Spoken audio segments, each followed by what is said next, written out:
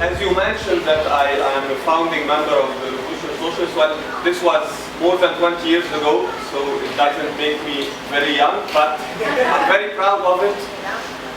At the same time, I think it's honest also to say that I'm no longer a member of the Revolutionary Socialists. I consider myself Revolutionary Socialist, but I mean, in the last few years I have been part of what became a splinter group of the Revolutionary Socialists in Egypt, who was actually during the height of this revolutionary process that started in January 2011, relatively significant, and that now, unfortunately, no longer exists.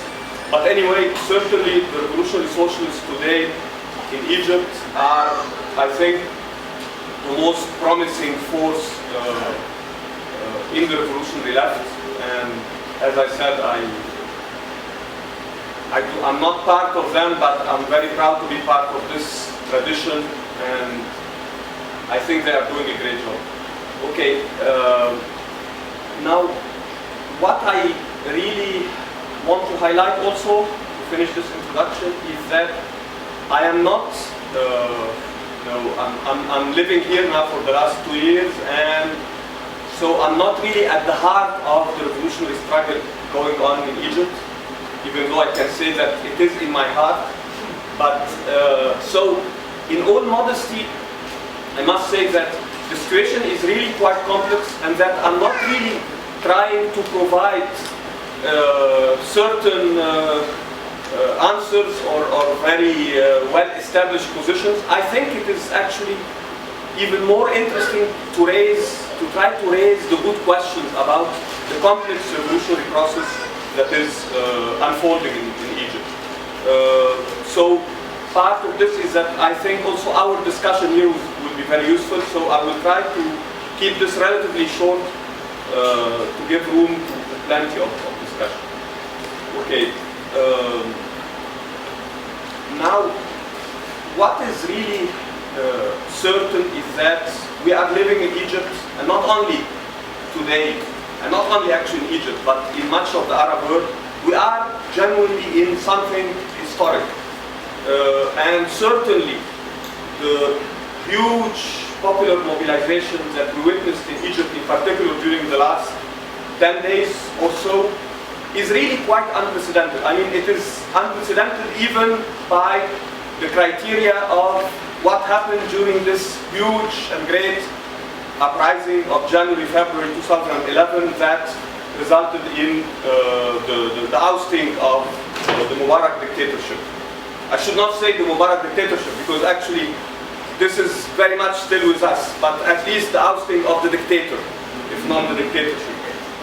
So what we witnessed during the last 10 days is even bigger in size. On 30 June, the minimal estimation is that you had in different cities in Egypt at least 17 million people, including in cities and in small towns in southern Egypt that have not been genuinely or organically part of the revolutionary upheaval before.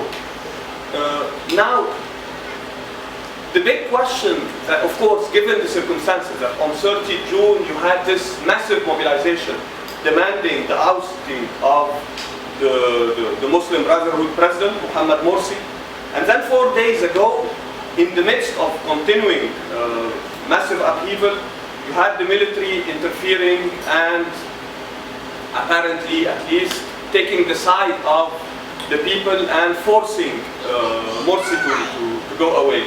So this conjuncture has raised the question of whether it is in essence a revolution, a continuation of the revolution, a second revolution, a new one, or is it simply a coup d'etat? And what happened in 30 June was the occasion for this coup d'etat.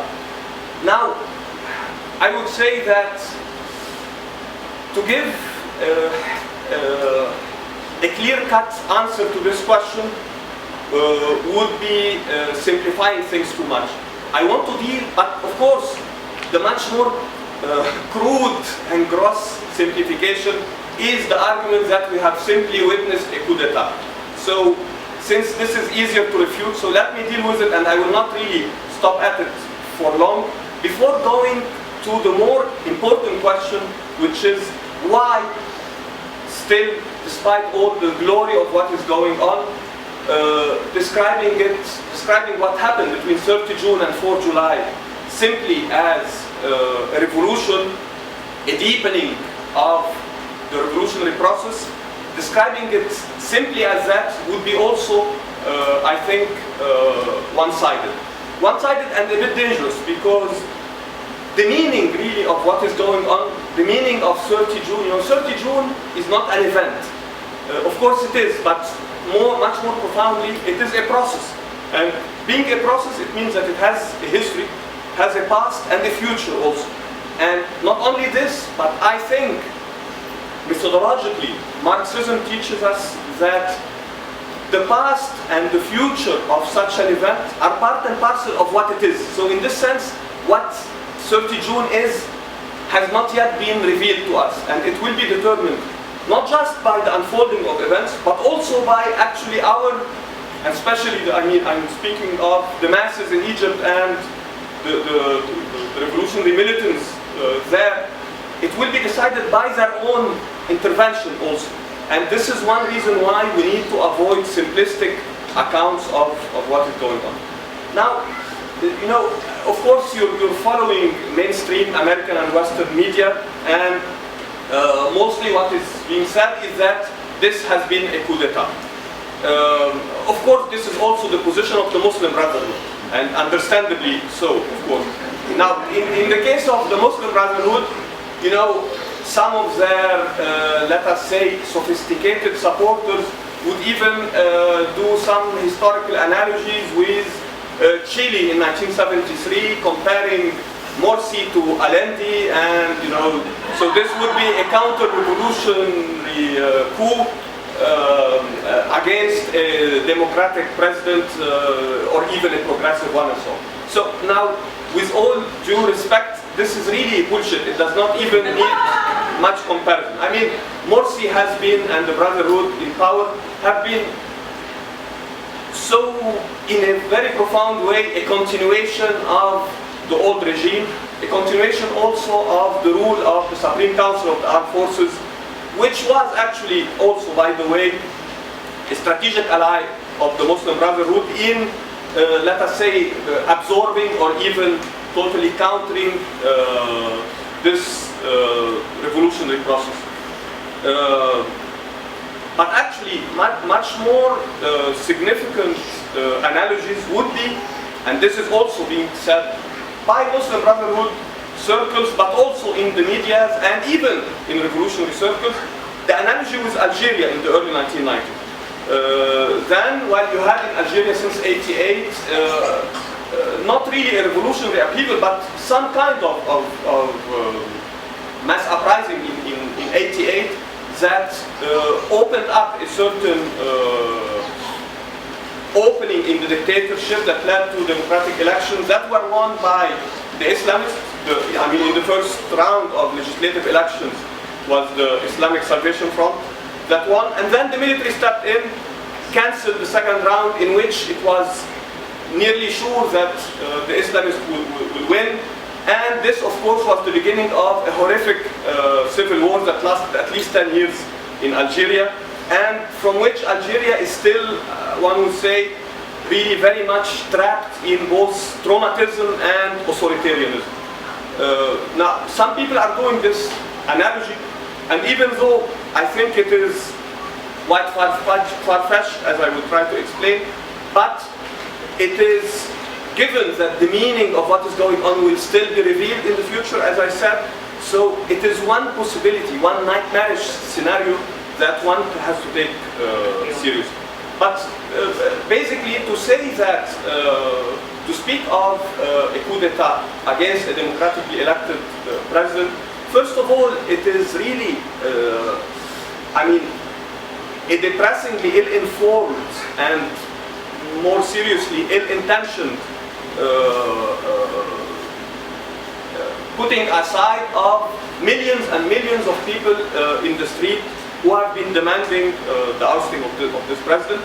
I don't want to go in depth in this, but I think that if one really wants to analyze it, it also involves a great deal on the part of mainstream Western media, a great deal of Orientalist racism, to put it very simply. The notion that, you know, in this part of the world, the Arab world, people are totally dominated by religion, and therefore the only alternative to dictatorship would be an Islamist government, and that it is inconceivable that people would revolt against it. In addition to this, of course, it also reflects some kind of embarrassment, because I think the US has strategically, put much of its weight actually in limiting the damage of this revolutionary process against one of its major allies in the Middle East, the Mubarak dictatorship, has put much weight actually and much support to the Muslim Brotherhood, not for any ideological affinity for the Muslim Brotherhood. We know that at the same time Islamophobia is quite common in the West, unfortunately. Hence this alliance, strategic alliance that happened under the title, general title of orderly transition between the US, SCAF, the commandment of the armed forces in Egypt, which is of course really the essence of the Egyptian regime, and the Muslim Brotherhood over what was considered as a transition period that lasted 18 months until the election of Mohamed Morsi 1 year ago to the presidency. So basically, the simple refutation of this notion that we are witnessing a coup d'etat, or a simple coup d'etat, is that it really puts away the event of 4th July from totally out of its context. One must say also that this context is not only the huge mobilization of 30 June, which was probably the biggest demonstration in world history. But in fact, this takes place in the context of a revolutionary process that now lasted 30 months, despite, of course, its tortuous track and zigzags and so on. It has witnessed or revealed massive revolutionary energy by the masses in their millions. Now, let us go to the more serious argument that, you know, in contrast to the coup d'etat discourse, there is the glorious revolution discourse. And of course, in many ways it is glorious, but what I want to emphasize is that it is very problematic. Already this whole revolutionary process in the Arab world has been problematic and suffered from inner weaknesses and setbacks. But I would say that in Egypt, 30 June, 4 July, this period is even much more problematic than the beginning of the process. It is certainly not, you know, certainly, sometimes when we think historically in the context of revolution, when a second wave emerges or a second revolution emerges within the process, we think in terms of further radicalization, further polarization. We can think of Russia 1917, February and October. Well, in many ways actually, and this is what I want to emphasize, ironically, even though this massive revolutionary energy and anger is there, but in many ways the whole context has shifted, I would say, to the right compared to the beginning of this revolutionary process. And on this I want to, it is on this that I will try to emphasize a little bit, and then raise the question of what possible scenarios for the future in a very rapid way, and suggest some questions for discussion. Now, one part of the reason why it is problematic is that, you know, the Egyptian state historically, the Egyptian dictatorship, especially during the last 3 decades, an important part of its discourse has been a certain kind of Islamophobia, a certain kind of demonization of the Muslim Brotherhood. This, of course, has been very complex because, on the one hand, there was a certain implicit agreement between the regime and the Brotherhood since the early 70s in Egypt while Egypt was moving towards neoliberalism, the state, welfare state being retreating and so on, the state retreating from social services and so on, the massive network of the Muslim Brotherhood providing social services was somehow it was one way from the standpoint of the Muslim Brotherhood of gaining hegemony in society and gaining support, but also from the standpoint of the regime, it was a safety valve in an important way because the Muslim Brotherhood were doing complementing somehow the work of the state. So doing the kind of role that the state used to do in order to achieve some kind of stability and stop doing. In many ways there was also an implicit agreement that the Islamization of society is fine, provided that you do not step the line and challenge power. And even though, of course, the Muslim Brotherhood have suffered as an opposition force, but in fact, this was not really because of their radical opposition to the regime. It was simply because they were a potential alternative to it. But in fact, in much of the challenges, that genuine popular challenges and from below that the regime has faced during these 3 decades, the Muslim Brotherhood's position, including at the beginning of this revolution in January 2011, the Muslim Brotherhood position has been at best very ambivalent. And they were always talking about compromise and so on. Now, the problem with the current context is that having had 1 year of Muslim Brotherhood rule, one has to understand what the Muslim Brotherhood said did. In a nutshell, as I mentioned rapidly, they were a continuity of the old regime. So the same neoliberal economic policies have been followed. Actually, the structure of the Egyptian budget has not changed at all during the last 2 years, whether under SCAF or under the Muslim Brotherhood. In addition, faced with, especially from the beginning of this year, actually, of 2013, massive rise in worker strikes and activism, they responded to this by a huge amount of repression. A very big number of militant trade unions have been fired because of their trade union activities. The draft law legalizing independent trade unions, which were an important gain of the revolution, has been totally sidelined by the Brotherhood and ignored. Repression, of course, including torture and massive torture and a wide scale of activists has remained. The clampdown on the press and the independent press has been, and this, of course, all this was in continuity with the Mubarak and SCAF regime, but with an even added dose of nastiness in the repression.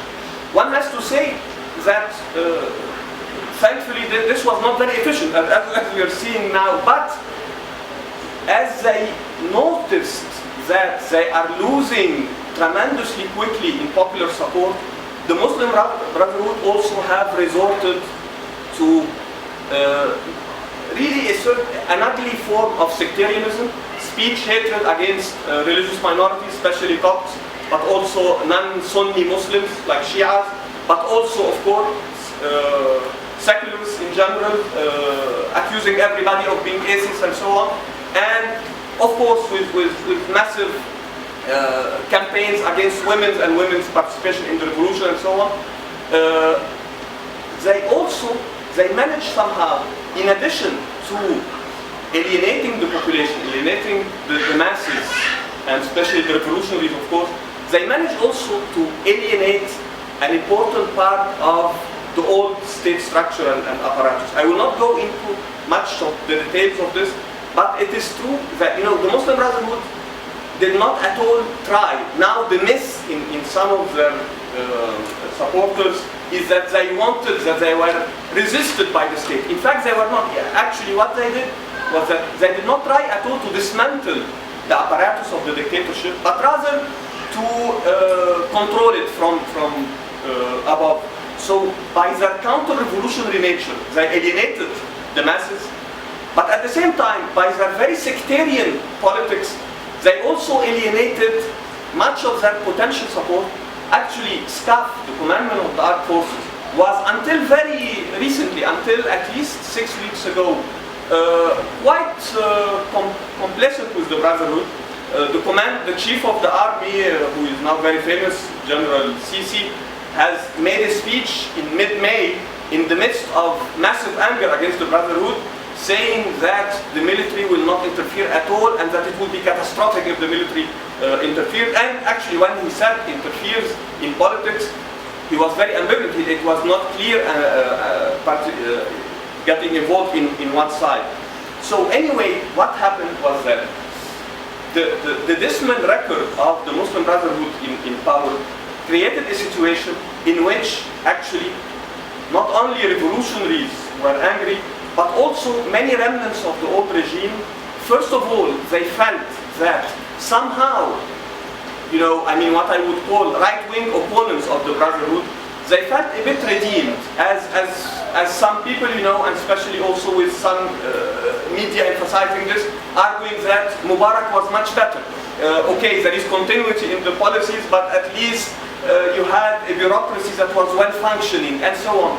So the result was that the forces that led to 30 June, at least the coalitions that called for the demonstrations asking for the ousting of Morsi, involved not only revolutionary circles, but also some remnants of the old regime who, for one reason or another, are alienated by the Brotherhood. Of course, an important element of this is also inner rivalry within Egyptian capitalism. In all capitalisms, we know that there is this notion of inner competition between capital. In well-functioning democracies, bourgeois democracies, this usually takes the form of routine economic competition. In a context of the dictatorship and in the kind of crony capitalism that has dominated Egypt the last decades or so, there is what we might call the notion of a state bourgeoisie. And by this I don't mean the public sector, I mean a part of the private sector which is organically linked to the state and hence which has really tremendous advantage vis-a-vis its competitors. Now, part and parcel of the rise of the Muslim Brotherhood has been a certain kind of shifting roles, with businessmen associated with the Muslim Brotherhood replacing the old team of Gamal Mubarak, the son of the dictator, and so on. And this sometimes involves some quite nasty rivalries. And I think it is part of the settling of accounts that we are witnessing, which is part of the story, but of course not the whole story. One quote that I read in an interesting article by a friend and even a mentor of mine, Hani Shukrallah, who spoke, I think, in Socialism a few days ago. He said in a recent article, and I'm reading this quote as an example of what I would call the tendency to over-glorify what is going on. He said, it is imperative for the revolutionary and democratic forces in the country to be fully aware of their place in history. And for God's sake, do not let the trees blind them to the wondrous magical forest that lies just beyond. Well, of course, this wondrous magical forest, I think, is there. But I don't think that it is just beyond, and I don't think that it is just few trees which are the obstacle. I think that there are huge obstacles. I mentioned that demonization of Islamism was part of the discourse of the state historically in Egypt. And now, actually, with some remnants of the old regime participating in this coalition, and with the army, and of course the army has been the backbone of the state and is objectively hostile to the revolution by all means, we have in Egypt a redominance of this kind of discourse. Of course, the Muslim Brotherhood's reality is ugly enough, really, and they revealed it to the masses. But with notions that of the Muslim Brotherhood as terrorists, the Muslim Brotherhood as treacherous threat to Egyptian national security. There is a kind of right-wing Egyptian nationalism, I would say even Egyptian chauvinism, that is being stirred. And this has unfortunately been always a strong tradition in Egypt that creates a climate really not conducive at all to progressive politics. And I will not go into the details of this, but we can discuss it later on if you wish. So basically, I think what we are witnessing is a very contradictory process. On the one hand, you have, in general, a process of what I would call non-hegemony.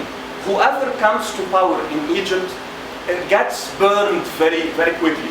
SCAF thought that they could control this massive revolutionary energy by ousting Mubarak. They thought that sacrificing the head of the state would be enough in order to calm down this popular anger. They did not manage, and in fact, in a matter of months, people who were celebrating them as heroes of the revolution were, shouting down with military rule. Something similar happened to the Brotherhood, and this is the revolutionary essence of what is going on. But at the same time, we don't have an alternative. We don't. I'm going to stop just now. We don't have a real revolutionary alternative. That's what the point is. We don't have it. Well, this is part of the problem, of course. You have a revolutionary process. When we think of revolution, we think of, in the minimum, a massive movement from below that achieves some kind of radical change. Now, so there is this polarity in the notion of revolution. There is revolution as movement, the massive participation of the masses in the historical process, contrary to normal passive times and so on. But then there are also revolution as results, as changes, as gains. And the paradox of this revolution process in the Arab world is that, one important Iranian sociologist who wrote also very interesting things about the Iranian revolution, Asif Bayat, has spoken of revolution in bad times.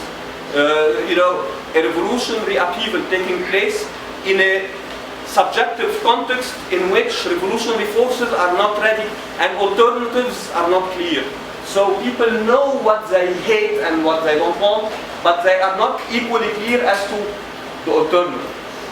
Which does not at all diminish the radical potential of what is going on, but it actually creates a situation in which it is urgent, really, to understand the complexity of the situation and to manage to interfere and to create those alternatives. Now, to give you just a few examples as to why the general climate in Egypt today is paradoxically more right-wing. When Mubarak fell, well, most people were supportive of SCAF. But despite this, despite the fact that SCAF is the Supreme Council of the Armed Forces, despite their popularity, the revolutionary process actually went further. The last few days before the ousting of Mubarak have witnessed a huge general strike. And I think this has been fundamental in even forcing this concession by SCAF. The millions in the street alone would not have gained the ousting of Mubarak. And the ousting of Mubarak has not led to the diminishing of the workers' movement. To the contrary, an independent trade union federation emerged with hundreds of new trade unions emerged. Before that, actually, Egypt had trade unions only formally that were totally dominated by the state. So actually, you had a very big strike movement during the few months after Mubarak's downfall, despite the fact that staff criminalized strikes and repressed them and so on. Since then, you had this, zigzag in which sometimes the locus of struggle goes to the workplaces, people striking and raising demands, and then moving to the streets and back and forth and so on. I cannot go into the details of this, but what is interesting is that while on 11 February 2011, the workers' movement felt that this is the time actually to push forwards, to move from the political demand of ousting the dictator to economic and social demands about wages, about job security and so on. While this has been the case, it is not equally the case today, even though the last 6 months have witnessed massive amounts of strikes. Just today, before I come, I read a statement by the leader of the Independent Trade Union Federation in Egypt, who is a Nasserist. This means a radical nationalist with some leftist leaning, and who is a very popular figure and a workers' leader, obviously. So the head of this, the Independent Federation, and the Independent Federation itself was one of the gains of the revolution, has written a declaration of uncritical support of the military and the new interim government, in which he is also telling them that while the past 2 years have been the period of strikes and struggle, now this is the period of building the great Egypt and so on, and that from now on strikes will stop. Now I don't think at all he will manage to stop strikes, but this is to tell you the kind of climate that exists. You know, the Brotherhood, as I said, especially in the last 6 months, have massively relied on sectarian divisions of people, you know, accusing always demonstrators of being Copts. Whenever they see masses against them, they say, they must be Christians. And or they must be, of course, paid by some forces and so on.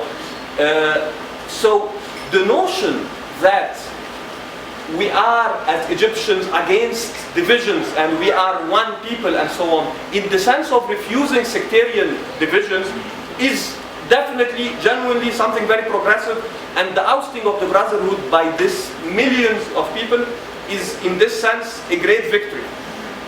But at the same time, the other face of national unity is also unity not only among, you know, different religious sects, but also among classes. And the idea being that now the Egyptian economy has suffered a lot. We are in a state of urban decay, huge economic problems. So this is the time to rebuild the country. And I can assure you of one thing, that the pressure on striking workers and so on will be huge. I don't think they will stop, but they will be facing a more difficult context than during the last months of Morsi. Not because Morsi was more democratic, but because he was weaker.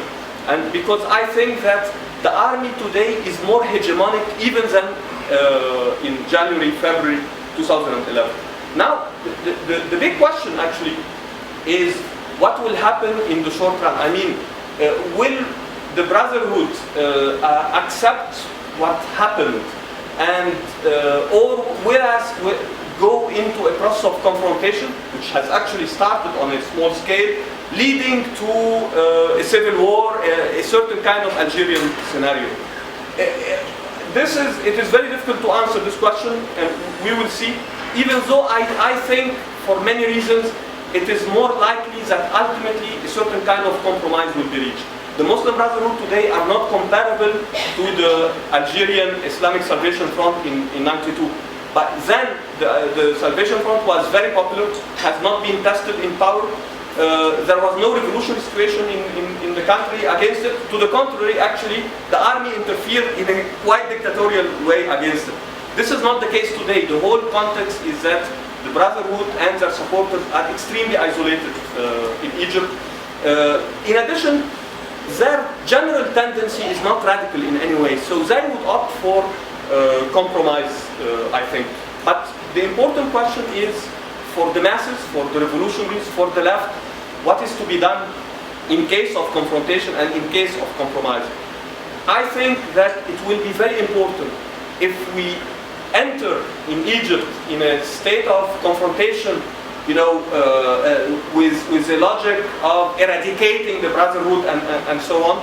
And unfortunately, you know, among Egyptian liberals and even some leftist circles, this notion can be very popular, eradicating the Brotherhood by demonizing them and so on, and in the process, of course, liquidating the whole revolutionary process. So I think that if we enter into this logic, and already from now, it is the duty of the revolutionary left to resist this demonization and to resist Islamophobia, and to argue that we have ousted the Brotherhood because they are counter-revolutionary, and we do not, because, you know, I mean, the Brotherhood themselves represent themselves as now the representatives of the revolution who are victimized by the remnants of the old regime. Now, this is, of course, so far very far-fetched. I think it might not have really an element of truth, but one side of it will be true, that the counter-revolution has triumphed. So I think it will be very important, and I think that the revolutionary left is generally aware of this. But given that what is most probable will be a certain kind of compromise, so I think that this actually can create an interesting situation in which really the important possible alternative veneers, different masks of the regime have been tried, the military one and the religious one, and that in the scenario where they enter into a new compromise, I think this can really create an opening for an alternative that really pushes this revolution forward, not so only in terms of revolution as a movement, but also revolution as change. And here I think that even though the left in Egypt is small and the revolutionary left even smaller, but I think it has a massive potential for growth. And I think that discussing the strategy and tactics needed for it not only to grow but also to matter, to appeal convincing to people, not just in putting forward a great radical vision for the future, but also to put forward a vision of how to gain concrete gains in this complex process. What I mean by that is that it is really fundamental that the left understands that while it needs to avoid reformism, it has also to avoid confusing reformism with reforms. Gaining reforms is important, and it's very important for the confidence. And I think the question of democracy is crucial, and it is crucial for the working class and the workers' movement. I wanted to say a few things about this, but I think it is perhaps better to keep any speculations I might have as to why democracy is important and democracy from below and its potential, to keep it to the discussion to make this more lively. Thank you.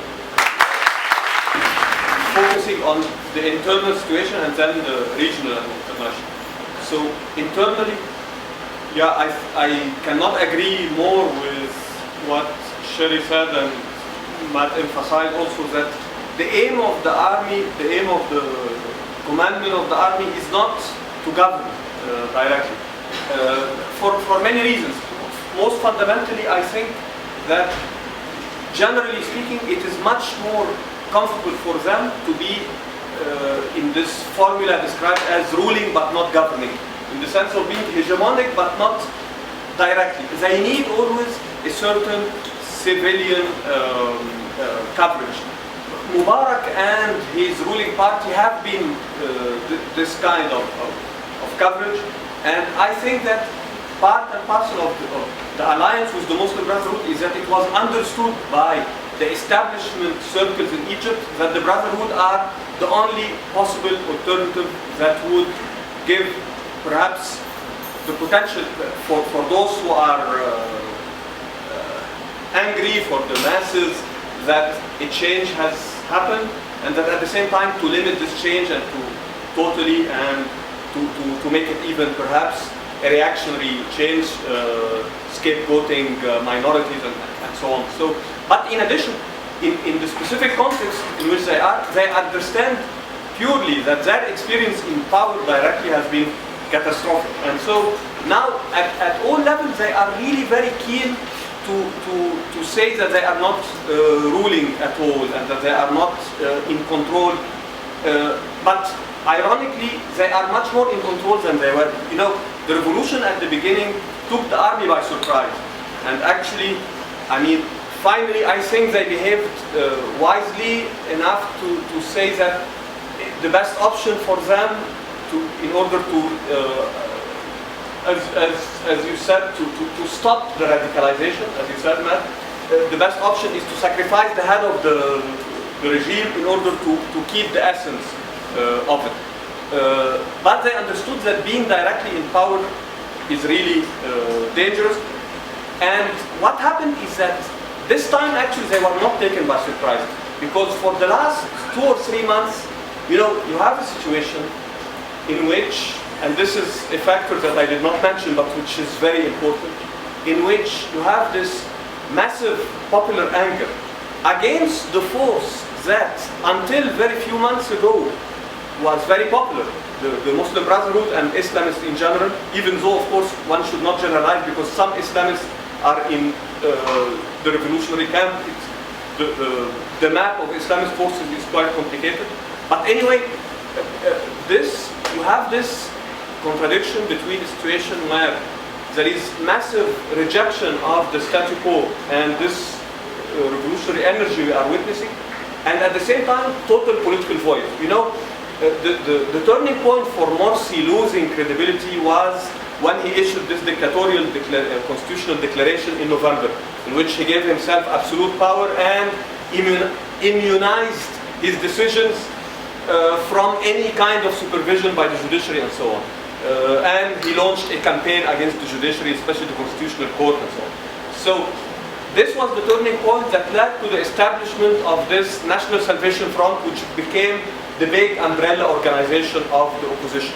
And unfortunately, well, I should not say unfortunately, but what happened was that the National Salvation Front really, and this was repeated in the literature of the Revolutionary Socialists, and I think rightly so, it became only salvation for Morsi himself, because what was ironic was that while the regime was totally losing popularity, what seemed to be the opposition was also becoming irrelevant. Nobody was speaking in the last weeks in Egypt of the National Salvation Front or any of its components. Of course, it's a very wide umbrella movement containing, you know, radical nationalists, most famously Hamdin Sabbahi, who did very well in the presidential elections, surprisingly so. He's a Nasserist also, so a left nationalist, and he emerged victorious in all the major cities and ended up in third place, even though, of course, he did not at all have, you know, all the support of, you know, the establishment and the Brotherhood candidates. So he created his own party, the Popular Current. But by entering this National Salvation Front, together with liberals such as Endorsed party, the Constitution Party, led by Baradei, who is a liberal, who is also considered like an icon of the opposition, but also with clear remnants of the old regime, such as the Conference Party, led by former Minister of Exterior and head of the Arab League, Amr Moussa. So you had all and people even more further to the right, you had all these people totally paralyzing themselves in this National Salvation Front, and the only logic actually gathering all of them was a kind of opposition to the Brotherhood based on the question of religious reference, you know, Islamism versus secularism, while of course they do not even describe themselves as secularists also. But what happened is that this opposition became relevant, and you had this huge political void. Now, this political void, it is this that led to this surprising emergence of Tamarod. I mean, Tamarod is quite a magical phenomenon. A group of youth, of course, they are much more politicized than the media would let us say. They are leftist actually, leftist and left nationalists coming from the remnants of the pro-democracy movement under Mubarak, the Kifaya movement and so on.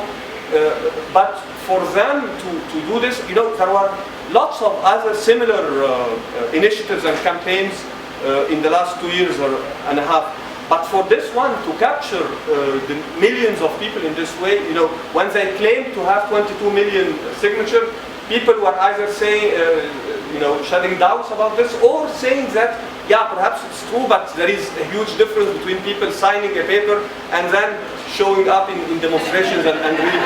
But we discovered that actually more people showed up than those who signed. So now, the big question in this, for those who are opting for radical change, and you're right that this is in essence a revolution against neoliberalism, is the forces of social change, and especially the workers' movement.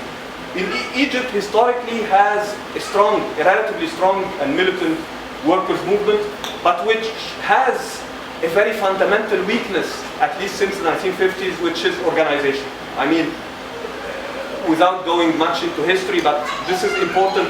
Back in the 50s, when the free officers movement from the armed forces led by Nasser captured power, in an anti-colonial context and so on, Nasser's managed, while he came to power in the early 50s, in the midst of a very strong workers' movement that was really quite also organically linked to the left, to the radical left of the 1940s, he managed really to suppress this movement totally by a mixture of social reforms and repression. So on the one hand, outlawing strikes, outlawing independent organization, creating a federation totally dominated by the state and so on, Federation of Trade Unions, and on the other hand, realizing much of the social gains, the social demands of workers and also peasants, of course, with land reform, job security, improving conditions, massive nationalization, a welfare state, and so on. Since then, actually, the workers' movement's trajectory is going up. But it is going up in the sense that, well, from the early 70s onwards, you have a big activism by workers that had disappeared almost for 20 years.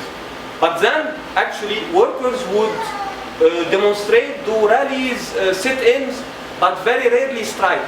There was this moral notion, which was part of the nationalism of the Nasser era, that striking is treacherous to the national interest and so on.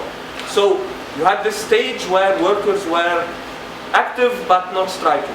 And then from the 80s onwards, you have very big strikes that takes place. And then with the the first decade of this century, a massive strike wave starts from 2004 onwards. But still, people here, workers have, they overcome the taboo of striking, but they had not gained the question of organization. With the revolution, you have this flourishing of independent trade unions, and this relates to the question of rank and file organization and so on that was raised. So basically, what we are witnessing, and especially in the last few months, in the last few months, street politics had declined a lot after the peak of November, December, really uprising of 2 million people against the Brotherhood, against the constitutional declaration of Morsi in November, December. Since then, street politics has slowed down, largely because of the failure of the opposition and the fact that it does not present any alternative. But at the same time, the locusts move to the workplaces. And a very interesting and potentially radical phenomenon is the appearance of certain kind of rank and file organization. There is the question, privatization during the last years of Mubarak has been very swift and also very corrupt. So many of the companies that were sold to the private sector were sold at very cheap prices in what amounted at what is called asset stripping. People buying companies very low in order to sell the land, the equipment, and so on. So and this was a massive cause of activism by workers and by the masses in general. One of the gains of the revolution was that workers managed to, through the legal system, actually through putting pressure on the courts themselves, to gain judicial decisions of deprivatization of many companies, including really very important companies, in the textile sector, a very big ceramics company, and 5 or 6 big companies have been ordered to be deprivatized. And both SCAF and Morsi's Brotherhood have rejected the implementation of these judicial decisions, to the extent that actually last month a court ordered a 1-year imprisonment with, a 1-year prison sentence, but without immediate execution of the Prime Minister of Egypt, or Prime Minister of Morsi, because of his total rejection of a court decision about this issue. What happened was that the workers who had mobilized for the deprivatization, in many of these, at least in 2 of these instances, have actually occupied the plants And in some cases where the new owners have closed down the factories, you have a process of self-management, which is actually quite successful in one company in 10th of Ramadan city, which is an industrial city near Suez, which is also an important industrial center. So you had this experience of self-management in one company. It's a steel company. But in addition to this, there are signs that even the new independent trade unions are getting bureaucratized, and in some industrial areas, either in industrial cities, especially Suez, or in some sectors of the economy, especially transport, which are the two really most radical elements of the workers' movement, transport workers in general and Suez as geographically. In both cases, you have the beginning of, workers' committees, rank and file committees with links either at the level of the whole industry or at the level of the whole city. And the logic of this was solidarity because of the massive clampdown by the Morsi government during the last few months. All this is just beginning, but I think it is extremely promising. Now, one question was about, the Salafist Noor party. This is very interesting because, the Salafists in general are the most conservative of the Islamists. Generally speaking, of course, they were highly unpoliticized before the revolution, and they have very different orientations, but most prominently, during the height of the revolution, the uprising of January, their general position was hostility to the revolution, clear hostility. I mean, the Brotherhood were ambivalent, but the Salafists were hostile on the basis that it is religiously forbidden not to obey the ruler. So, so the Noor party emerged in this context just after the revolution as the biggest Salafi force. It is a massive party. Actually, it is bigger in size than the Brotherhood, and as it was the second power in parliament. So extremely conservative people, but who are actually much more of a social movement than anything else, and quite a grassroots social movement. And they understood in the last few months, of course they were allies of the Brotherhood, and they understood in the last few months that the Brotherhood are losing popular support, and they started to retreat back from them. And during this uprising of 30 June, and I mean during the weeks leading to it, they took like a centrist position of not siding with any side, and somehow, given the fragility of the current interim government, the fact that revolutionaries are looking forward for really radical change this time, and at the same time there are the prospects of armed resistance by supporters of the Brotherhood and prospects of civil war and so on. So given these very contradictory pressures, those who are in power today, the military and its supporters, need absolutely certain kind of Islamist veneer. They need an Islamist support, and therefore a Noor party suddenly becomes very important. The reason why it becomes very important is that this is the Islamist alternative that those in power today would opt for, specifically because they are very conservative. I mean, part and parcel of this revolution process has been several splits within the Brotherhood, and they took place even before the Brotherhood coming to power, as people were radicalized by the revolution. So first you had an important split by a section of the youth of the Brotherhood called Tayar al-Masri, the Egyptian current, which actually was quite left-wing and entered in a coalition in the parliamentary elections with the main leftist party under the name of continuing the revolution, or permanent revolution even. But then you had later on this important ex-Brotherhood figure, Abdul-Menam al-Futuh, who got out of the Brotherhood and formed a party, not exclusively Islamist, but has an important Islamist component called Strong Egypt, Masr al-Qawiyya, sometimes also leaning to the left. These are forces which, ambivalent as they might be, clearly, in the wide sense of the term, in the revolutionary camp. And these are not the Islamists that those in power need today. In fact, they are increasingly demonized.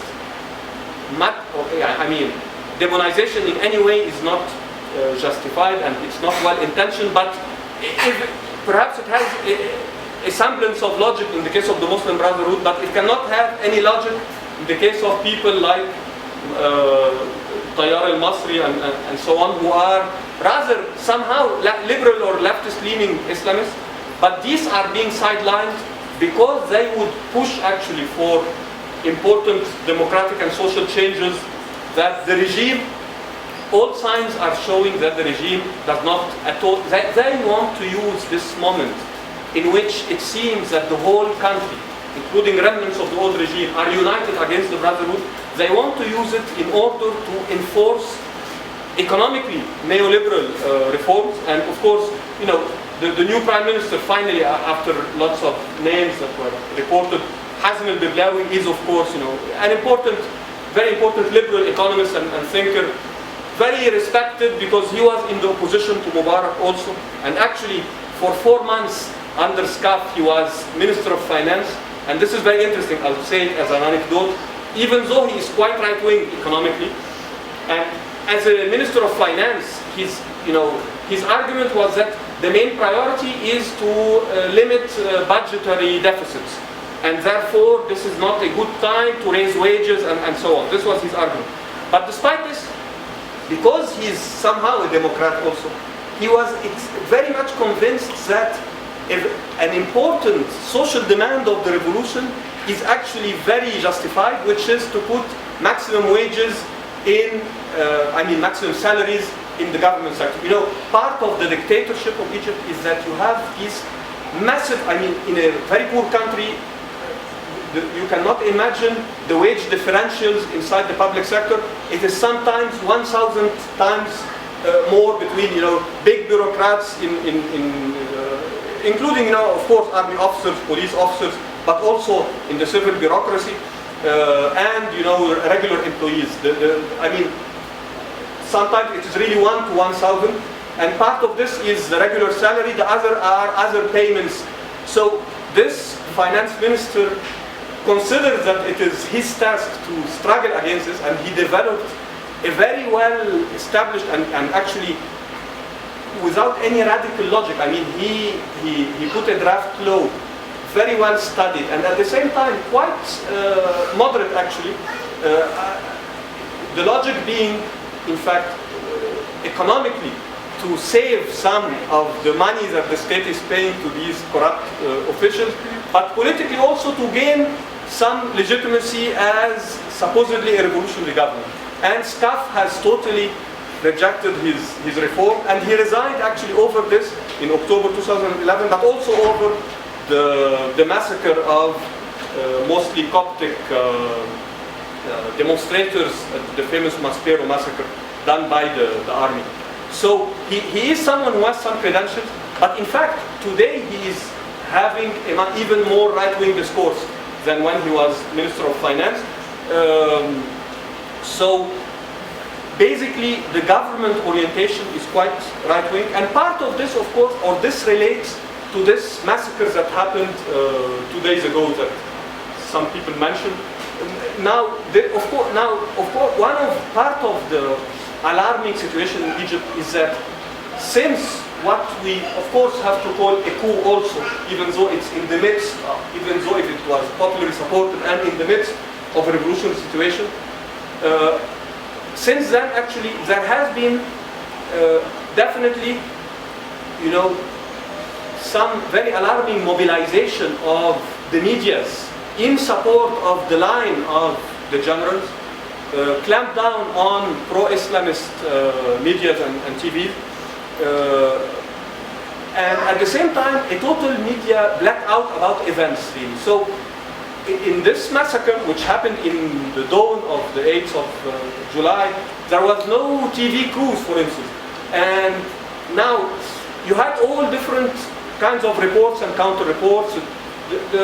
The Brotherhood claiming that the army attacked them while they were praying, and this is really very far-fetched. We had, in some Islamist media, especially what is called Al Jazeera Egypt Direct, footings and of children massacred, and then it was discovered actually that these were taken from Syria a few months earlier. So you had also, I think from what I followed from eyewitnesses and so on, that the Islamists had provoked the army. Remember, this happened actually next to headquarters of the Republican Guard, and so it was the Islamists who fired first, but definitely the reaction of the army is at least extremely out of all proportion with the danger that was there. And I think that they want to establish a reign, not necessarily at this stage a reign of terror, but at least an authoritarian climate in which really people are forced to take sides in a very radical way. And unfortunately you have people in the left totally supporting this, arguing that we are in a civil war and that the Islamists are fascists and they have to be crushed and so on. Now, of course, fascism is being used in a very loose way.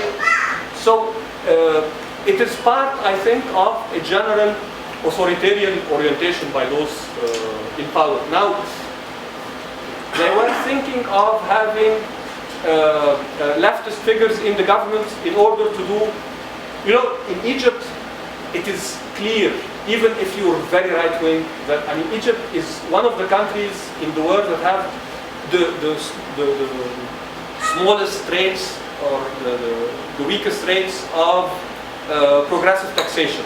The tax on profits is so low. The average tax on profits by industry is around 13%, while taxes on wages amount on average to 25%. Income taxation is extremely hostile and biased towards the rich. Social services are nearly non-existent, even compared to similarly, comparable economies in the region. So it is clear that some kind of social change is a crying need, not just for its own sake, but also to create some remnant of some element of stability. So, for instance, I don't think that the names you mentioned were taken very seriously as potential candidates in government. But someone who is not much less radical was taken seriously, a famous economist who is also a radical leftist, Ahmed Said al-Nagar, and he was seriously considered as a candidate for being Minister of Economy. But of course now all this has been put aside, and I think that they are relying on this massive support from Saudi Arabia and the United Arab Emirates to create a situation in which Biblawi, the new Prime Minister, is arguing very clearly that, and with some logic also, of course, that the budget deficit is huge and that a very large proportion of this deficit relates to subsidies. And that therefore subsidies have to be reduced, and that subsidies anyway do not go essentially to the poor. But he's also saying that this will entail some social sacrifice, and that you have to sacrifice a bit in order to reap the benefit. This traditional idea of trickling down, that the cake has to grow first and then we will see how to divide it later on.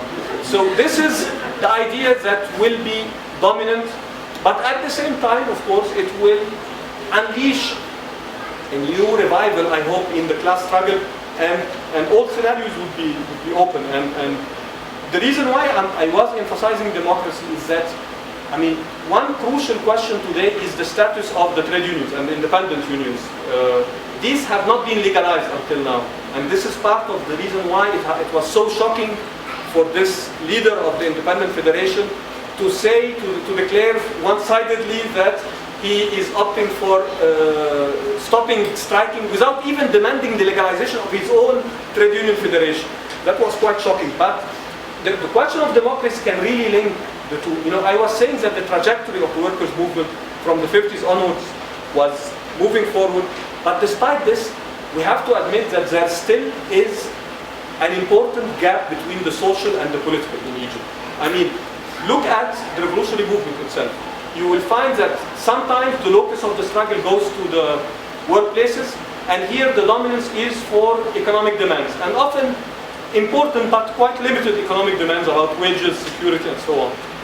And then it moves to the streets, and here the demands are exclusively political, democracy, freedom, the right to demonstrate, demanding ousting a minister or even the regime, and so on. And the only moment actually where the two really organically met was this historic moment of the ousting of Mubarak. Since then, there have been attempts, but the workers' movement still needs much further politicization. And I think that we have a context which is quite now propelling for this. I mean, the government will be probably moving rightward, so illusions about potential reforms coming from above will weaken. The current honeymoon will probably not last long. At the same time, the one important gain, I think, of the fall of the Brotherhood, and not just their fall politically, but their fall really ideologically and the loss of popularity, is that the kind of religious conservatism that was one factor also, with the sectarianism attached to it, one factor limiting the potential of generalization by the workers' movement in leftist terms and so on, one important obstacle to this has been removed now. So I think there is huge potential for this.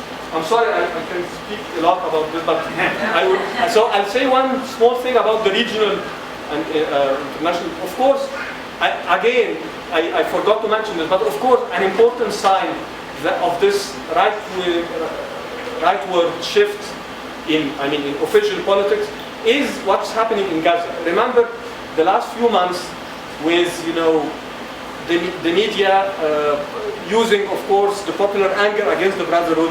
The part of the propaganda was really very much anti-Palestinian, and the idea that the Brotherhood, that if Egyptians are suffering from a fuel crisis and electricity crisis, this is because the Brotherhood are using the tunnels in Rafah in order to give them to Gaza in support of Hamas. Of course, most commentators would say that we are not against the Palestinians, we are only against Hamas, but of course they created a climate, and in fact, anti-Egyptian chauvinism against the Palestinians in particular has always been an important ideological weapon of the Egyptian ruling class.